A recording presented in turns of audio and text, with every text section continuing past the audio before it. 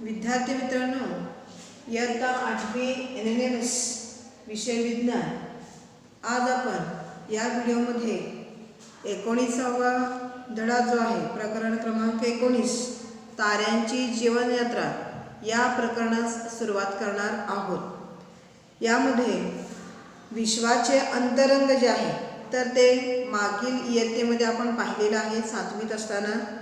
आपली सूर्यमाला जी आहे तर ही एक दीर्घिकेमध्ये आहे, म्हणजेच आकाशगंगेमध्ये ही सामावलेली आहे। दीर्घिका जी आहे तर ती अब्जावधी तारे, त्यांच्या ग्रह मालिका, ताऱ्यांमधील रिकाम्या जागा, त्या रिकाम्या जागेमध्ये आढळणाऱ्या तारकीय मेघ या सर्वांचा समूह असतो। म्हणजे एखादी दीर्घिका किंवा आकाशगंगा ही खूप मोठी असते। याच्यामध्ये काय काय असतं पहा, या दीर्घिकेमध्ये अब्जावधी तारे असतात। त्यांच्या ताऱ्यांच्या प्रत्येक ताऱ्यांच्या ग्रहमालिका असतात। ताऱ्यांमध्ये रिकाम्या जागेमध्ये आंतरतारकीय मेघ असतात। या सगळ्यांचा समूह जो आहे तर तो या दीर्घिकेमध्ये सामावलेला असतो। विश्व हे अशा असंख्य दीर्घिकांनी मिळून बनलेला असतो। या दीर्घिका ज्या आहेत त्यांचा आकार आणि त्यांची घडण जी आहे तर ती वेगवेगळी असते। प्रत्येक दीर्घिकेचा आकार हा काय असतो, वेगळा असतो। त्यांची घडण ही काय असते, वेगळी असते। आणि त्यांना आपण 3 मुख्य प्रकारामध्ये विभागू शकतो। याच्यामध्ये पहिला प्रकार आहे चक्राकार दीर्घिका, दुसरा प्रकार आहे लंबगोलाकार दीर्घिका आणि तिसरा प्रकार जो आहे तर तो अनियमित आकाराच्या दीर्घिका। म्हणजे इथं दीर्घिका ज्या आहेत या दीर्घिकाचा 3 प्रकार आपण बघितले। इथं बघा, पहिला प्रकार आहे चक्राकार दीर्घिका, दुसरा प्रकार आहे लंब गोलाकार दीर्घिका आणि तिसरा प्रकार आहे अनियमित आकाराच्या दीर्घिका। अनियमित आकाराच्या दीर्घिका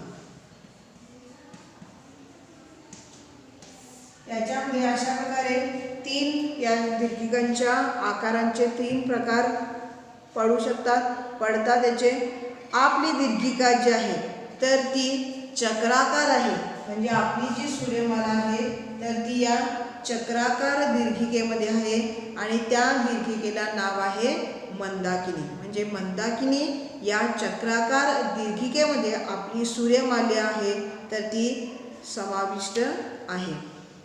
इथे आपण आता या विश्वाबद्दल ही सर्व जी काही माहिती आपण मिळवतो तर ते आपण कशी मिळवतो पहा।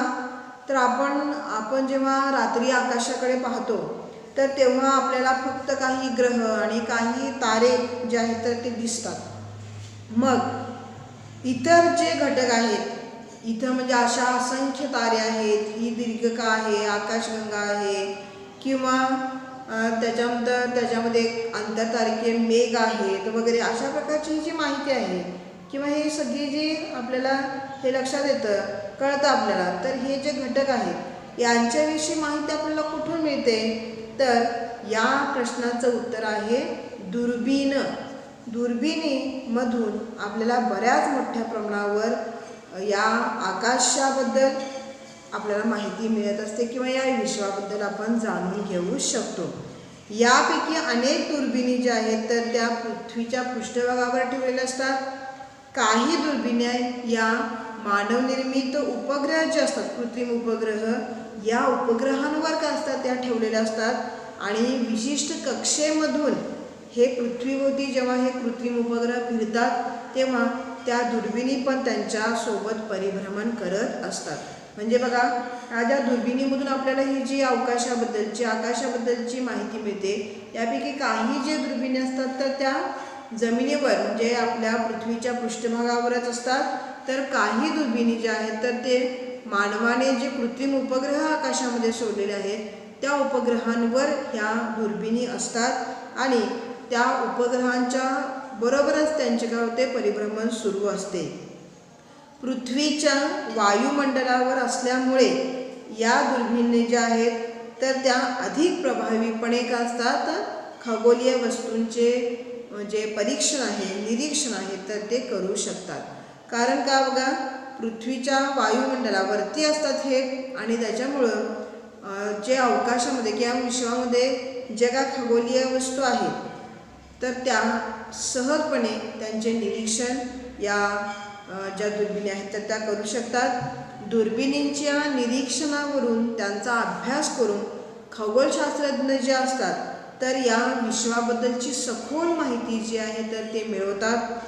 या पाठामध्ये आपल्याला काय शिकायचं आहे तर ताऱ्यांचे गुणधर्म आणि त्या ताऱ्यांची जीवनयात्रा कशी असते याच्याबद्दलची थोडी माहिती आपल्याला या ताऱ्यांची जीवनयात्रा या आपल्याला धड्यामध्ये करायचं आहे.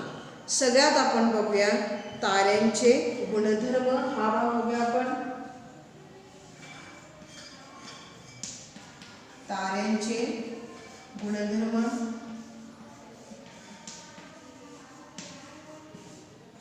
ताऱ्यामध्ये कोणकोणते गुणधर्म असतात तर रात्री आपण जेव्हा आकाशामध्ये जवळजवळ आपल्याला 4000 तारे आपण आपल्या डोळ्यांनी रात्रीच्या वेळेस पाहू शकतो आपण आकाशामध्ये.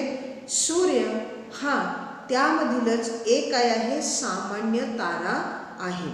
सामान्य का म्हणायचं याला सूर्य माहिती आहे तुम्हाला खूप मोठा आहे तरी पण आपण याला सामान्य का म्हणतो बघा कारण तो आपल्यापासून सर्वात जवळ आहे आपल्याला आणि तरीही वस्तुतः त्याच्यापेक्षा कितीतरी कमी किंवा अधिक वस्तुमान आकारमान तापमान असलेले अब्जावधी तारे आकाशामध्ये आहेत.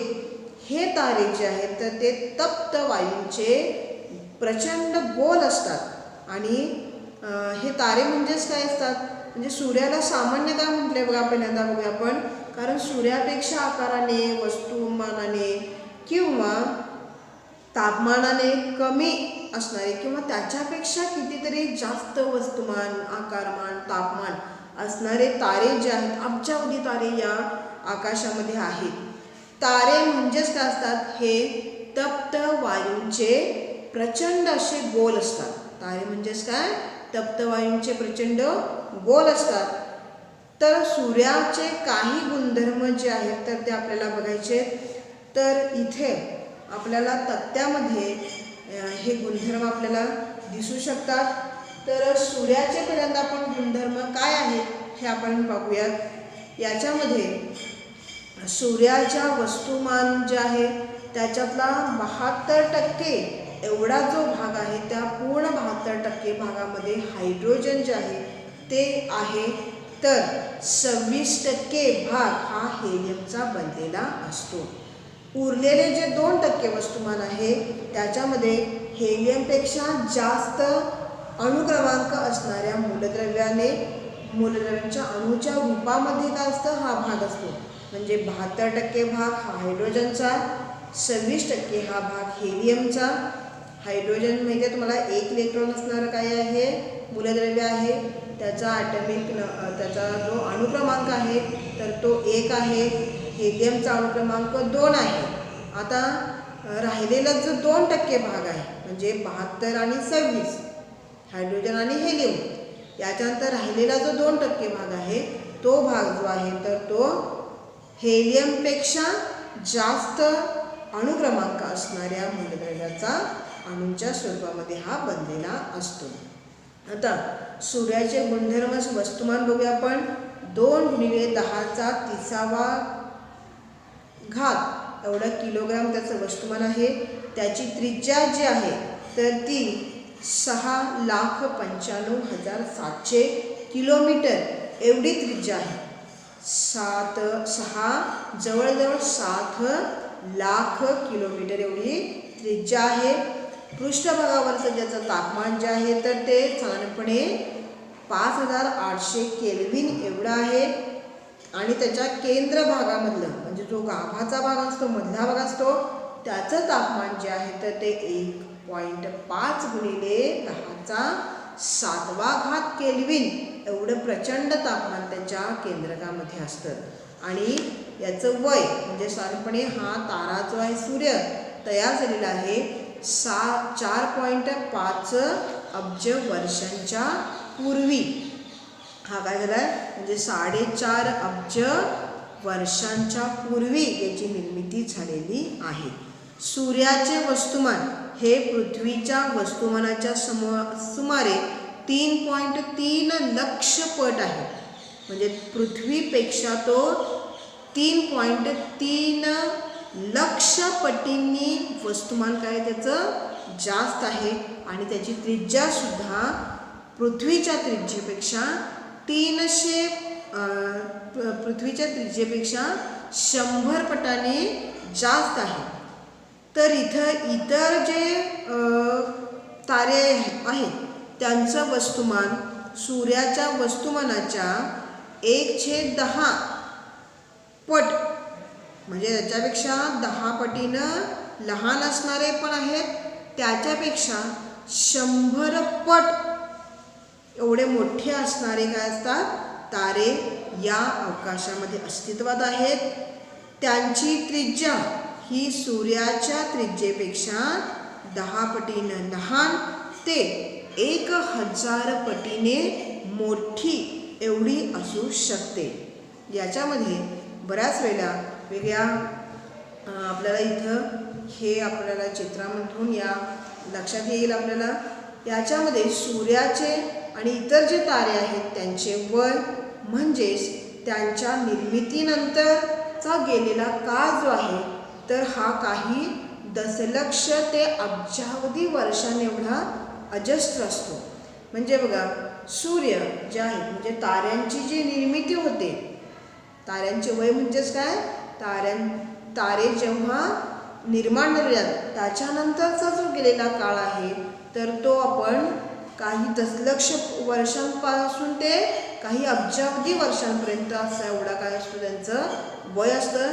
या कालावधीमध्ये सूर्यामध्ये गुणधर्मामध्ये बदल झाला तर त्यामुळे पृथ्वीच्या गुणधर्मामध्ये सुद्धा काय होतं किंवा जीवसृष्टीमध्ये सुद्धा बदल घडला असता. आणि याच्यामुळे पृथ्वीच्या गुणधर्मांचा सखोल अभ्यास करूनच शास्त्रज्ञांनी असा निष्कर्ष काढलेला आहे की सूर्याचे गुणधर्म त्याच्या जीवनकाळामध्ये म्हणजे 4.5 अब्ज वर्ष बदललेलं नाही. आणि खगोलशास्त्रज्ञ यांनी जे विश्लेषण केलेलं आहे त्याच्यानुसार हे जे गुणधर्म आहेत सूर्याचे ते पुढील 4.5 अब्ज वर्षांपर्यंत हळूहळू काय होणार आहे बदलत जाणार आहेत. हे लक्षात घ्या की सूर्य किंवा इतर जे तारे असतात तर जेव्हा एकदा त्यांची निर्मिती झाली की त्याच्यानंतर त्यांच्या गुणधर्मामध्ये सहसा बदल घडत नाहीत. हे कशावर लक्षात येतं आले आपल्याला किंवा खगोलशास्त्रज्ञांनी कशावर शोधून काढलेलं आहे तर त्यांनी हे पृथ्वीचे जे आतापर्यंतचे जे गुणधर्म आहेत तर या गुणधर्मांचा सखोल अभ्यास करून त्यांनी हा निष्कर्ष काढलेला आहे की आपला जो सूर्य आहे तर तो 4.5 अब्ज वर्षांपूर्वी त्याची निर्मिती झालेली आहे. आणि अजून याच्यानंतर 4.5 अब्ज वर्षांपर्यंत त्याच्यामध्ये साधारणपणे थोडा का होणार आहे बदल होत जाईल. याच्यानंतर आपल्याला ताऱ्यांची निर्मिती कशी होते हे पाहायचं आहे.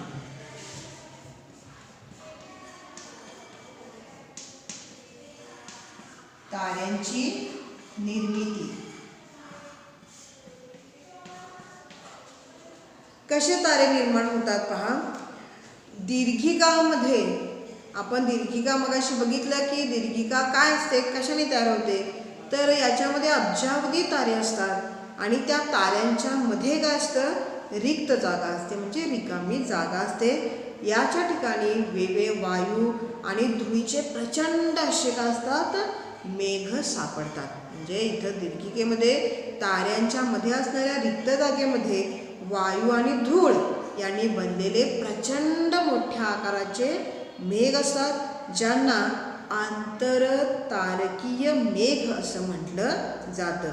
याच्यामध्ये आपल्याला इथं हबल दुर्बिणीनं टिपलेल्या मेघाचं काय होतं, इथं आपल्याला एक चित्र दिसतं आपल्याला.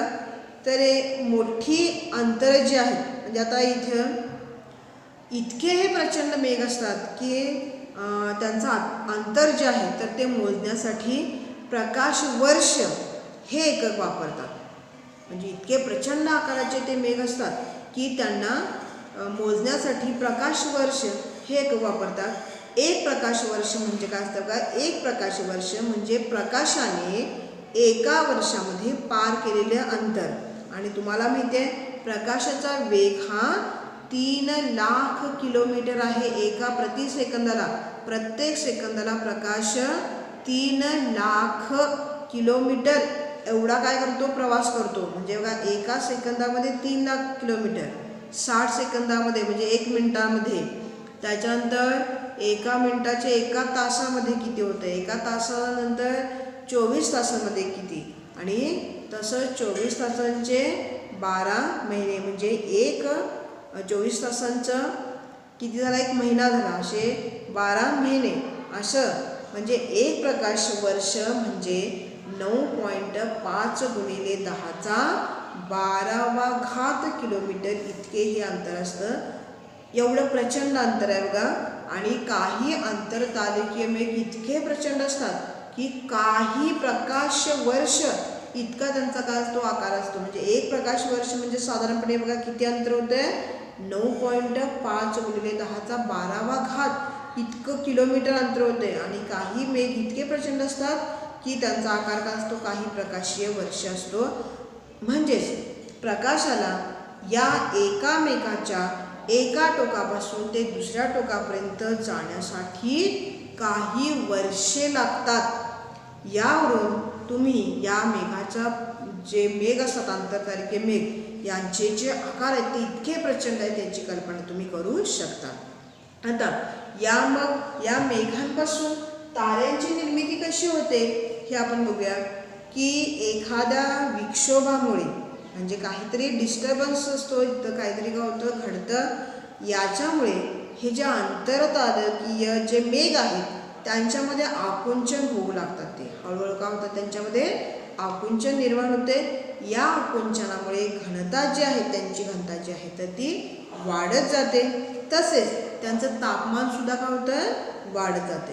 याच्यामधून एक तप्त असा वायूंचा गोल तयार होतो.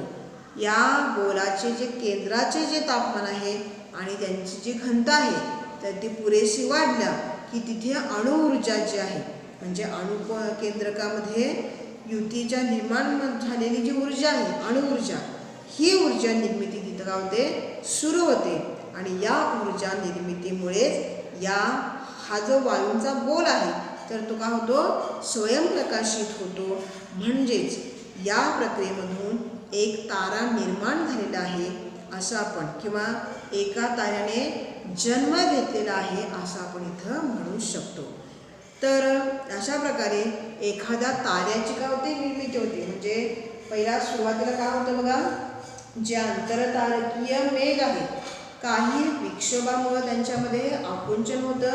आकुंचनामुळे घनता वाढते. घनता वाढल्यानंतर त्यांचं तापमान काय होते, वाढते. आणि त्यांचा एक तप्त असा वायूचा गोल तयार होतोय. त्या गोलाच्या केंद्रकाचे जे तापमान आहे हे आणि घनता पुरेशी वाढल्यानंतर तिथं अणुऊर्जे जी आहे तर ती निर्माण व्हायला सुरुवात होते. आणि या अणुऊर्जेमुळेच, म्हणजे या प्रकारच्या ऊर्जेमुळेच तो जो तप्त गोळा आहे तर तो स्वयंप्रकाशित होतो. आणि अशा प्रकारे ताऱ्याचा जन्म झालेला आहे किंवा तारा निर्माण झालेला असं आपण म्हणू शकतो. सूर्य जे आहे, सूर्यामध्ये आपला जो सूर्य आहे त्याच्यामध्ये ही जी ऊर्जा आहे हायड्रोजनच्या केंद्रकांचे एकत्रीकरण होऊन काय होते, ऊर्जा तयार होते. म्हणजे 2 हायड्रोजनचे केंद्रक जे आहेत, अणूची केंद्रक एकत्र येतात आणि त्याच्यापासून हेलियमची काय होते, केंद्रक तयार होते. आणि या प्रक्रियेमध्ये ऊर्जा निर्मिती होते, ऊर्जा उत्पन्न होते. म्हणजेच सूर्याच्या केंद्र भागामधील हायड्रोजन जो आहे तर तो इंधनाचे कार्य करतो असं आपण इथं म्हणू शकतो. याच्यानंतर बघा, तुम्हाला हे माहीत आहे का पहा, तर प्रकाशाला चंद्रापासून आपल्यापर्यंत येण्यासाठी 1 काय करतो सेकंद लागतो. सूर्यापासून येण्यासाठी 8 मिनिटे लागतात. तर सूर्यापासून सर्वात जवळ असणाऱ्या अल्फा सेंटॉरिस, हे लक्षात ठेवा, अल्फा सेंटॉरिस हा जो तारा आहे तर तो सूर्यापासून सर्वात जवळ आहे आणि त्याला आपल्यापर्यंत प्रकाशाला यायला 4.2 वर्षे लागतात. तर इथे आपण आज काय बघितलं बघा या व्हिडिओमध्ये, तर दीर्घिकेंचे वेगळे आकार बघितले, ताऱ्यांचे गुणधर्म बघितले आपण आणि ताऱ्यांची निर्मिती कशी होते हे आपण हा जो भाग आहे तर तो आपण इथे पाहिलेला आहे. याच्यामध्ये ज्या व्याख्या आलेल्या आहेत त्या व्याख्या लिहून काढायच्या आहेत. त्याचप्रमाणे सूर्याचे गुणधर्मसुद्धा लिहून काढायचे आहेत.